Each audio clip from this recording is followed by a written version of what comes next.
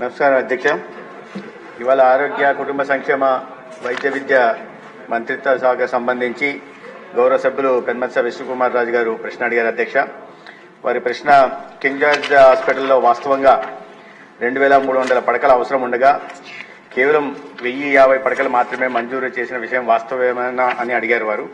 అయితే గౌరవ సభ్యులకు నేను ఈ సందర్భంగా చెప్పదలుచుకునేది ఏంటంటే 1998 నాటికి మంజూరైన పడకలు 1057 ఉండగా ఆ తర్వాత 505 పడకలను వివిధ సూపర్ స్పెషాలిటీలకు మంజూరు చేయడం జరిగింది.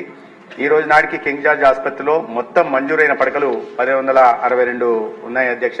అదేవిధంగా వారు సరిపడా పడకలు లేకపోవడం వల్ల రోగులు అనేక ఇబ్బందులు పడుతున్నారనే విషయం ప్రభుత్వం దృష్టికి వచ్చిందా అని అడిగారు. అయితే శాంక్షన్డ్ స్ట్రెంత్ 1562 ఉండగా కింగ్ జార్జ్ హాస్పిటల్లో ఫంక్షనల్ బెడ్స్ 2000 ఉన్నాయి అధ్యక్ష. అందుకే ఇన్ పేషెంట్లు ఎక్కువగా ఉన్న సమయంలో డిమాండ్కు అనుగుణంగా అదనపు పడకలు కూడా అందించబడుతున్నాయి అధ్యక్ష. అయితే వారు రోజుకు 2300 మంది పేషెంట్స్ వస్తున్నారనే విషయం అడిగారు. అయితే సగటున ప్రతిరోజు 1464 ఇన్ పేషెంట్లకు వైద్య సేవలు అక్కడ అందించబడుతున్నాయి. కాబట్టి అక్కడ ప్రస్తుతం ఉన్న బెడ్లు అయితే ఉన్నాయో అవి డిమాండ్కి సరిపడా ఉన్నాయని తెలియజేస్తున్నాను అధ్యక్ష. తర్వాత ఎంఎన్సీ నిబంధనల ప్రకారం తగినంత సంఖ్యలో స్టాఫ్ నర్సులు లేరన్న విషయం ప్రభుత్వ దృష్టికి తేవడం వచ్చిందా అని అడిగారు. అయితే కేజీహెచ్లో నిబంధనల ప్రకారం తగినంత సంఖ్యలో నర్సింగ్ సిబ్బంది అందుబాటులో ఉంది. అయితే కొన్ని నియామకాలు చేయాల్సిన అవసరం కూడా ఉంది. ఈ సందర్భంగా నేను తెలియజేస్తున్నాను. అయితే కేజీహెచ్ జనరల్ డ్యూటీ అటెండెంట్ల కొరత ఉందనే విషయం ప్రభుత్వ దృష్టికి వచ్చిందా అని వారు అడిగారు. కేజీహెచ్లో నిబంధనల ప్రకారం తగినంత సంఖ్యలో జనరల్ డ్యూటీ అటెండెంట్లు అందుబాటులో ఉన్నారు. అయితే అదనంగా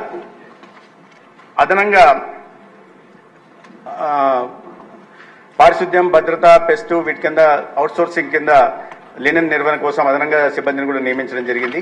అదేవిధంగా అదనపు కేజీహెచ్ జనరల్ డ్యూటీ అటెండెంట్ల కొరత అదనపు క్యాజువాలిటీ బ్లాక్ను ఏర్పాటు చేయడానికి మరియు గైనకాలజీ మరియు పీడియాట్రిక్ వార్డులను పక్కపక్కనే ఉంచడానికి ప్రభుత్వం వద్ద ఏమన్నా ప్రతిపాదన ఉందా అని వారు అడిగారు. 600 కోట్ల వ్యయంతో మౌలిక సదుపాయాల అభివృద్ధి ప్రణాళిక అమల్లో ఉంది. ఇది గైనకాలజీ మరియు పీడియాట్రిక్ వార్డులు ఒకే బ్లాక్ లో ఉండేలా చేస్తుంది అధ్యక్ష. రాజు గారు. అధ్యక్ష నమస్కారం. అధ్యక్ష, గౌరవ మంత్రివర్యులు చెప్పిన సమాధానం ఎలా ఉందంటే అధ్యక్ష, కేజీహెచ్ చాలా బ్రహ్మాండంగా ఉందన్నట్టు చెప్పారు అధ్యక్ష. ఎక్కడ కొరత కూడా ఉన్నట్లేదు అన్నట్టు చెప్పారు అధ్యక్ష. ఎందుకంటే నిబంధనల ప్రకారము తగిన సంఖ్యలో నర్సింగ్ సిబ్బంది అందుబాటులో ఉన్నారంటున్నారు అధ్యక్ష. కానీ నిబంధనలు ఎప్పుడు అధ్యక్ష? నిబంధనలు కృష్ణబాబు గారు కూడా వింటే బాగుంటుంది సార్ దయచేసి. అధ్యక్ష, ఈ కేజీహెచ్ అనేది 1845 సంవత్సరంలో స్థాపించబడింది అధ్యక్ష. సుమారు 169 సంవత్సరాల ఓల్డ్ బిల్డింగ్ ఇది. చాలా ఉత్తరాంధ్రకే కాకుండా అన్ని చోట్ల నుంచి కేజీహెచ్కి పేషెంట్స్ వస్తారు అధ్యక్ష. అటువంటి కేజీహెచ్ హాస్పిటల్ ఎందుకంటే అధ్యక్ష ఈ మధ్యకాలంలో ఆరోగ్యశ్రీ డబ్బులు ఇవ్వక ప్రైవేట్ హాస్పిటల్స్ కి పేషెంట్స్ వెళ్ళలేదు అధ్యక్ష పాత గవర్నమెంట్ లో. కాబట్టి కేజీహెచ్ పైన విపరీతమైన తాకిడి ఉంది అధ్యక్ష. తాకిడికి సరిపడి పేషెంట్స్ కి సర్వ్ చేయడానికి నర్సింగ్ స్టాఫ్ లేరు అని చెప్పడానికి ఏమాత్రం సందేహం లేదు అధ్యక్ష. శాంక్షన్డ్ బెడ్స్ వేరు, ప్రాక్టికల్ గా ఉన్న బెడ్స్ వేరు అధ్యక్ష. సుమారు 2000 బెడ్స్ అందుబాటులో ఉన్నాయి. కానీ శాంక్షన్ మాత్రము అంతకుముందు 1057 బెడ్సే శాంక్షన్ అధ్యక్ష. తర్వాత ఇంకొక 500 బెడ్స్ శాంక్షన్ చేశారని చెప్పారు. కానీ 500 బెడ్స్ కి సరిపడి స్టాఫ్ ని, నర్సింగ్ స్టాఫ్ ని, అటెండెంట్స్ ని నియమించారా లేదా అనేది ఒకసారి క్లారిటీ ఇవ్వాల్సిన అవసరం ఉంది అధ్యక్ష. అట్లాగే అందరికీ తెలుసు అధ్యక్ష, వైజాగ్ లో ఉన్న ఎమ్మెల్యేస్ అందరికీ తెలుసు చాలా షార్ట్ ఫాల్ ఉంది అధ్యక్ష. దయచేసి మంత్రివర్యుల్ని దీన్ని ఒకసారి అడ్రస్ చేయవలసిందిగా కోరుతున్నాం అధ్యక్ష. మా దగ్గర ఉన్న సమాచారం ప్రకారం అధ్యక్ష, నర్సింగ్ స్టాఫ్ షార్టేజీ ఆల్మోస్ట్ పాత ఇది వరకు శాంక్షన్ అయితే 712 అధ్యక్ష. కానీ అవైలబుల్ మాత్రం 616 మంది ఉన్నారు అధ్యక్ష. ఇప్పుడు సుమారు షార్ట్ ఫాల్, దాంట్లోనే షార్ట్ ఫాల్ 96 ఉన్నాయి అధ్యక్ష. ఇప్పుడు అడిషనల్ రిక్వైర్మెంట్ ఏదైతే బెడ్స్ కి కనీసం మినిమం సౌకర్యము ప్రపోర్షనేట్ గా వేసుకున్నా 422 మంది ఈ నర్సింగ్ స్టాఫ్ అనేది మినిమం రిక్వైర్మెంట్ ఉండాలి అనేది ఉద్దేశం అధ్యక్ష. అదొకటే కాకుండా అధ్యక్ష, ఈ అటెండెన్స్ ఎవరన్నా పేషెంట్ వచ్చి జాయిన్ అయిన తర్వాత వాళ్ళు ఎంఆర్ఐ కానీ ఎక్స్రే కానీ వెళ్లాలంటే పేషెంట్స్ తాలూకా బంధువులే తీసుకుని వెళ్తున్నారు అధ్యక్ష.